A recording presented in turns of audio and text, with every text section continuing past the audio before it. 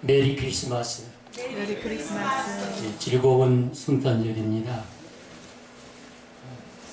오늘이 우리가 일상을 살아가면서 가장 기뻐하고 그리고 마음속에 소망이 넘치는 그런 날입니다. 현대인들이 성탄절을 맞이하는 모습은 성탄절의 가장 큰 의미를 가르쳐야 할 목사의 마음으로 보면 너무나 걸맞지 않는 그런 날들도 지키고 있습니다. 성탄절이 뭐하는 날입니까? 물어보니까 여행 가는 날이에요. 연인에게 물어봤더니 애인과 만나서 즐거운 식사와 재미있는 시간을 보내는 날입니다. 그리고 술을 마시는 사람들에게는 친구들과 만나서 술을 마시고 시간을 보내겠다, 그런 대답들을 했다고 합니다. 자, 시대가 갈수록 가장 귀중한 성탄절을 그 의미를 상실해 가고 있는 시대로 전락되고 있습니다. 2015년 우리나라 종교 인구를 조사했습니다. 무종교인들이 하나님도 부처님도 안 믿는 그런 사람들이 56점 몇 프로, 절반 이상이 무종교를 가지고 있습니다. 그러면 3년 지났으니까 지금부터 하겠죠. 자, 그런데 가장 신앙의 나라로 불리고 있는 미국은 20년 사이에 무종교인들이 20%로 늘어났다고 합니다. 그러니까 성탄절이 뭐하는 날이냐고 물어보면 여행 가는 날입니다 라고 대답하는 사람들이 부지기수가 되고 있습니다. 중요한 것은 의미 있는 날을 잃어버리면 내 인생도 내 신앙도 의미를 잃어버리고 마는 것입니다. 오늘 성탄절을 맞이해서 예수님은 이 세상에 우리를 구하기 위해서 아기 예수로 탄생하셨습니다. 그리고 우리 모든 인류의 죄값을 희생하기 위해서 자기의 고귀한 생명을 바쳐서 우리 모든 죄를 속량하시고 다시 부활하셔서 승천하시면서 끝까지 믿음을 지키고 나를 잃지 말아라. 그러면 내가 너희를 데리러 오리라. 이 믿음을 가지고 사는 사람은 아버지 하나님의 품에 안겨서 영생을 누리리라. 이렇게 가르치셨습니다. 여러분에게 한마디 물어보겠습니다. 여러분의 생일날 여러분의 자식들이 아무런 전화 한마디도 집에 찾아오지 않고 술 취하고 흥청망청 지낸다면 그 자식은 어떤 자식이에요? 불효 자식이죠. 오늘 예수님이 탄생하신 예수님의 생일날입니다. 가장 성도들이 기뻐하는 날에 그 의미를 상실하면 세상에서 부모를 공경치 아니하는 불효자식과 똑같은 것입니다. 그러므로 오늘 성경 말씀은 이 성탄절의 의미를 분명하게 우리에게 제시하고 있습니다. 첫째, 주님 예수는 세상의 빛으로 오셨으니 주님을 마음의 구주로 영접하라고 하는 말씀입니다. 본문 요한은 빛이 되시는 예수 그리스도를 증거로 오는 자로 자신을 소개하고 있습니다. 나는 빛 되신 예수를 증거하러 왔노라. 그리고 자신을 소개하면서 9절 말씀, 참빛 세상에 비추는 빛이 있었나니 예수 그리스도가 어두운 세상에 빛이라는 말씀입니다. 빛은 어둠을 밝힙니다. 어둠은 인간의 앞길을 가로막고 우리 시야를 흐려지게 하고 내 삶의 환경을 똑바로 바라보지 못하게 합니다. 그래서 창세기 말씀도 맨 처음에 하나님이 뭘 창조하셨어요? 빛을 창조하셨어요. 빛이 있으라 하시니 빛이 있었고 하나님 보시기에 좋았더라. 그런데 이 빛은 상징적인 빛입니다. 진리의 빛입니다. 이 세상에 인생길을 바르게 제시하는 하나님의 말씀에 빛이 없으면 세상은 너무나 어둡습니다. 아멘. 예를 들면 1945년 8월 15일은 광복절입니다. 우리나라 일제치하 36년 동안 고통당하다가 하나님의 도우심으로 해방되고 그날을 무슨 날로 삼았어요? 광복절이에요. 광복절이라는 말은 빛을 되찾았다는 말씀입니다. 일제가 우리를 압살하고 자기가 평등 사회를 못 이루게 하고 민족의 경제 이득을 자기의 전쟁 물자를 쓰게 하고 잘못되게 우리를 구속했습니다. 오늘 여러분들 예배당에 모인 성탄절을 축하하기 위해 여러분들은 참으로 성탄절을 가장 귀히 여겨서 성탄의 축복이 가슴에 가득하기를 주님의 이름으로 축원합니다. 아멘.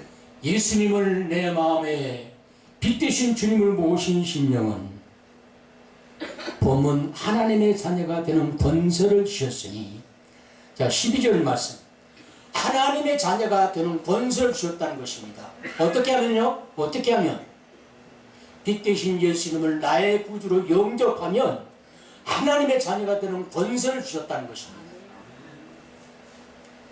어제도 제가 마을 바둑교실 도서관에 작은 도서관이 마련되어 있습니다. 현대인들이 가장 소중히 여기는 심리학 50가지를 제가 읽는 가운데 1시간 읽는 가운데 우울증과 치매 이 모든 것들은 병은 어디서 오느냐? 자기가 잘못한 것, 부족한 것을 염두에도 계속 잃어보지 못한 것, 이것이 우울증의 근본이라는 겁니다. 오늘날 현대인들이 멀쩡한 것 같아서도 마음이 병든 사람, 정신이 병든 사람들이 갈수록 늘어나고 있습니다. 아멘. 자기 마음 관리를 잘못하기 때문에. 내 마음에 예수님께 구주로 들어와 계시면 주님이 이끄는 대로 살아가면 어둠을 능히 이기고 빛된 삶을 살아서 천국문으로 들어가게 되는 줄 믿으시기 바랍니다. 그 때문에 이사야 60장 일어나라 빛을 발하라. 인류의 구세주가 빛으로 오실 터이니 이사야 선지자는 어둠 속에 있는 백성들에게 자기 조국 인류를 위해서 장차 빛이 발 것이니 빛을 받고 빛을 바라는 삶을 살아라. 여호와의 빛이 내 위에 임하셨으니 빛을 발하라.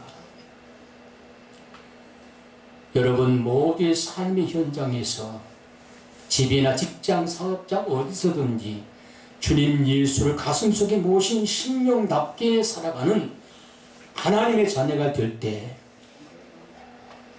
우리는 승리의 인생을 살아가게 될 줄 믿으시기 바랍니다. 아멘. 마태복음 2장 이웃나라 동방 박사들이 빛의 흐름을 바라보고 별빛의 흐름을 바라보고 아디에서 찾아와서 황금과 유황과 몰약을 드려서 경배했습니다. 인류의 빛으로 오신 예수님을 내 마음속에 구주를 영접하는 사람, 그 사람은 천국문이 열리는 줄 믿으시기 바랍니다. 두 번째, 주님 예수님은 역사의 주인으로 세상에 오셨습니다. 역사의 주인으로 오셨다. 우리 모든 인생은 역사의 흐름 속에서 자기 인생의 역사, 가정의 역사, 나라의 역사, 인류의 역사, 발자취를 따라가고 있습니다. 주님이 오셔서 이루는 역사는 구속의 역사라고 합니다. 주님이 구속의 역사의 기둥이 되셨기 때문에 이 귀한 사실 너무나 귀해서 제가 성탄절과 설교할 꼭 이 말씀을 드립니다.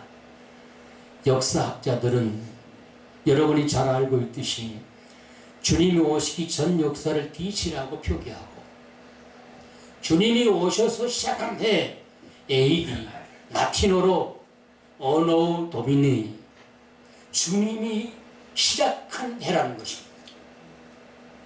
역사책을 읽으면 반드시 DC와 AD를 구분합니다. 예수님이 오신 역사와 오시기 전 역사, 이후 역사를 구분하고 있습니다. 우리나라가 단기를 썼죠? 단기 쓰면 안 맞아요. 유엔의 소리 보내면 보이콧. 무슨 이런 역사가 있나? 세계 공통 역사에 걸맞지 않기 때문입니다. 예를 들면 북한의 혁명 기념일부터 시작한 역사를 그 연도를 위해서 유엔으로 소리를 보냈는데 보이콧이에요. 이게 무슨 이런 역사가 있나? 모르지요. 인터넷도 안 맞아요. 이게 보이콧이죠.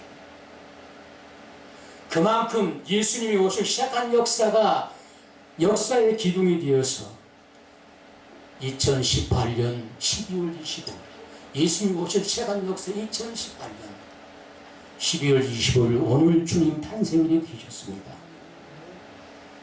그만큼 예수님은 인류 역사의 중심이시고 기둥이시기 때문입니다. 만약에 역사의 주인 되시는 예수님 연대를 외면한다면 인류 역사는 중심을 잃고 방황하게 됩니다. 무슨 뜻일까요? 우리의 인생 역사 100세, 90세, 80세, 70세, 60세 이런 연대를 우리가 살아갑니다. 그러나 우리의 역사는 성경 말씀 한 점 찍은 점과 같다 그랬습니다. 짧은 인생입니다. 그렇다면 따라오는 말이 무슨 말입니까? 허무하다는 겁니다.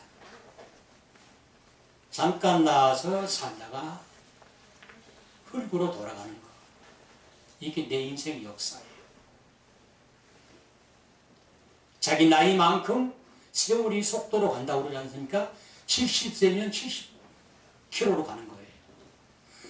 90세면 90km로 속도로 가는 거예요, 세월이. 내 인생이 태어나서 그냥 아무 없이 살아가게 되면 아무런 의미가 없다는 것입니다. 그러나 사랑하는 여러분, 예수 그리스도를 마음의 구주로 영접하고 역사의 주인 되시는 주님을 영접하면 내 인생도 하나님의 구속에 순응해서 영생을 누리는 복된 자녀들이 되시는 줄 믿으시기 바랍니다. 그러므로 예수를 구주로 영접하라. 따라하십시다. 예수를 구주로 영접하라. 성탄절이 가장 귀중한 날입니다. 마지막 세 번째는 주님 예수는 인류의 구세주로 오셨기 때문에 영접해야 합니다. 목적이 있지 않습니까? 예수님 그냥 오시지 않았어요. 우리처럼 그냥 태어난 것이 아니라 예수님이 하나님의 아들로서 세상에 오신 것은 인류를 구속하시기 위해서 구원하기 위해서 오셨다는 약속입니다. 마태복음 1장 21절 예수는 온 인류를 자기 죄에서 구원할 자신이라. 온 인류를 자기 죄악에서 구원할 자신이라. 구세주라는 말은 세상 만민을 죄에서 흑암에서 어두운 역사 속에서 구원하여 영원한 밝은 빛으로 이끌기 위해서 주님이 오셨다는 것입니다. 아멘. 이 믿음을 갖고 살아가는 사람은, 끝까지 믿음을 지키는 사람은 영생의 축복을 받게 되는 줄 믿으시기 바랍니다. 아멘. 이런간하게 로마는 예수님의 흔적을 지우려고 온갖 수단 방법을 가리지 아니했습니다. 자, 여러분 보십시오. 그들의 모순점이 뭐예요? 예수님이 유대민족의 지도자요 하나님의 아들이라고, 십자가에 다시 부활했다고, 무덤 을고 부활했다고 사도들이 전하자 이 회개망측한 논리는 이룰 수 없다. 흔적을 다 지워버리고 예수님이 어떻게 했어요? 로마의 가장 큰 사형법, 처참한 사형법으로 죽였습니다. 그런데 그 역사적인 사실이 뒤엎어졌습니다. 313년 콘스탄틴 황제가 이 예수를, 자기들이 죽인 예수를, 죄인을 죽인 예수를 국가의 신앙의 기둥으로 삼았습니다. 국교로 삼았습니다. 로마가. 얼마나 아인을 가라고 모순된 역사를 걸어왔다는 증거입니까? 이럴 수 있습니까? 그것은 참 예수 그리스도가 역사의 주인이시고 인류의 구세주됨을 자신들이 모르고 역사의 과거를 저질렀다는 증거인 것입니다. 자, 하나님의 섭리는 오묘하십니다. 이 로마가 예수를 구주로 국교로 받아들이고 그 로마에 뭘 세웠어요? 최초로 베드로 성당을 세웠어요. 수제 베드로가 쉽게 거꾸로 죽으면서 그날의 복음을 전파하자 그 사실이 진리임을 확신하고 사도 바울이 목숨 걸고 로마에 복음을 전파하자 예수는 하나님의 아들이시고 인류의 구세주라는 사실을 증거하고 순교하자 그 진리를 외면할 수 없어서 국교로 받아들입니다. 오늘 시간이 많이 갔기 때문에 결론의 말씀으로 이 세계를 주장하던 강대국 로마가 조그만 부족 나라 게르만족에게 전쟁에서 패합니다. 절대 군사적으로 전쟁에 패할 이유가 없어요. 역사가들이 해석하기를 어떻게 하느냐. 로마가 많은 나라를 장악해서 좀 강탈해서 로마 원로원들이 하루의 일과는 뭐냐. 저녁에 연회를 즐기고 그 다음에 다음날 아침에 나서 목욕을 즐기고 다시 연회를 하는 거예요. 이방 나라를 지도해서 빼앗은 그 뇌물로 자기들이 부원을 누리고 축적했습니다. 자, 그 당시 로마의 군인들이 우리가 싸워서 저 게르만족을 이겨봐야 우리에게 돌아오는 건 없어요. 그러니까 싸움이 의미를 상실하는 겁니다. 그쳤어요. 천년왕국 로마가 무너졌어요. 자, 이것을 역사로 증명하는 사실이 증거되었습니다. 천년왕국 로마가 무너져 버리니까 조그만 부족에게 무너져 버리니까 이 불확실한 시대를 해명해 달라고 하는 주제를 캐톨릭 성당에 냈습니다. 아우구스토가 이 세상 나라는 강도들의 나라 똑같다. 힘센 나라가 약한 나라 짓밟고 억눌러서 강도도 똑같다. 오직 하나님의 나라만이 유일한 나라다. 아멘. 나온 진리, 기독교의 명절 신국론입니다. 하나님의 영원한 나라만이 참된 나라다. 그러므로 예수님이 오신 목적은 분명합니다. 성탄절을 맞이하는 여러분 가슴속에 우리 하나님께서 나를 죄악에서 건지기 위해서 아들 예수를 보내심으로 이 예수가 어두운 역사에 빛이 되시고 내 인생길을 밝게 비춰 천국길로 인도하시고 역사의 주인 되셔서 내 인생 역사의 주인이시고 부숴주고 나를 구원하여 영생을 누리게 한 축복을 주신 귀중한 분임을 깨닫고 이 예수를 가슴속에 구주로 끝까지 영접하고 여러분들이 일생을 살아서 여러분이 이 세상에서 어느 순간 눈을 감는 순간 예수로 말미암아 하늘에서 깨는 축복이 함께 하시기를 주님의 이름으로 축원합니다. 기도드리겠습니다. 살아계신 전능하신 아버지 하나님, 어둠 속에 있는 인류를 죄악에서 구원하시기 위해서 진리의 빛으로 말씀의 빛으로 또한 우리의 마음을 성령께서 감동시켜 주셔서 역사의 주인으로 우리의 구세주로 오셔서 영생을 누리도록 축복하시는 일을 감사합니다. 내 인생의 걸음걸음 어떤 상황 어떤 여건 가운데서도 우리 마음속에 계시는 예수님이 참된 생명으로 굳건히 자리 잡아 이 믿음을 끝까지 지켜서 영생을 누리는 하나님의 자녀들로 축복해 주시옵소서. 예수님 이름으로 기도하옵나이다. 아멘.